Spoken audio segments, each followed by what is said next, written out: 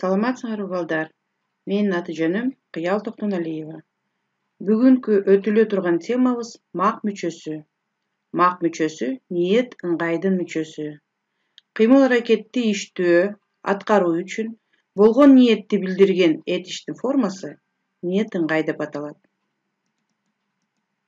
Ниет ыңгайдын негизги уюштуруучу мүчөсү мак мүчөсү. Мак мүчөсү этиш сөзгө уланат, андан кийин жак мүчө уланат. Мак мүчөсү кыргыз тилиндеги үндөшүү мыйзамына жараша мек, мөк, мок болуп өзгөрүшү мүмкүн. Мак окумак, алмак, мек келмек, элдешмек, мөк көрмөк, өчүрмөк, мок ойлонмок, колдонмок. Бул жерде балдар ниет ыңгайдын жакталышы берилген. Мен жазмакмын, окумакмын, сен жазмаксың, окумаксың, сиз жазмаксыз, окумаксыз, ал жазмак, окумак, биз жазмакпыз, окумакпыз, силер жазмаксыңар, окумаксыңар, сиздер жазмаксыздар, окумаксыздар, алар жазышмак, окушмак. Эми балдар, мак мүчөсүн сүйлөм ичинде карап көрөлү. Эгерде мен чоң болсом, учкуч болмокмун. Бул жерде балдар баланын оюндагы божомолун, ниетин, чоң болсо анда учкуч болорун бала билдирип жатат. Сен жакшы окусаң, сынактан өтмөксүң. Бул сүйлөмдө окутуучунун окуучусуна болгон божомолун, ниетин, аткарылыш мүмкүндүгүн билдирип, эгерде жакшы окуганда сынактан өтөрүн баса белгилеп жатат.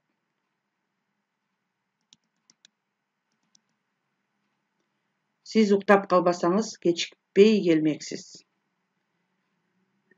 Бул сүйлөмдө чоң кызга болгон ниетин, наразычылыгын мак мүчөсү аркылуу билдирип жатат. Эгерде кыз убагында ойгонгондо, убагында турганда, жумушкабы же окуугабы кечикпей келерин айтып жатат.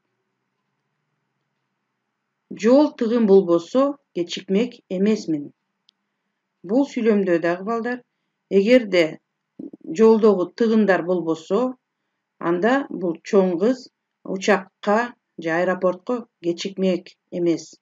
Ошону мек мүчөсү аркылуу берди. Биз группабыз менен ишемби күнү кинотеатрга бармакпыз. Бул сүйлөмдө балдар ишемби күнү окуучулар кинотеатрга чогулуп барарын ниетин, божомолун мак мүчөсү аркылуу билдирип айтып жатат. Мен бүгүн бала бакчага бармак эмесмин. Бул сүйлөмдө балдар, бул сүйлөмдө дагы кыздын ниети, божомолу, таарынычы мак мүчөсү аркылуу берилди. Досум мага бүгүн чалмак.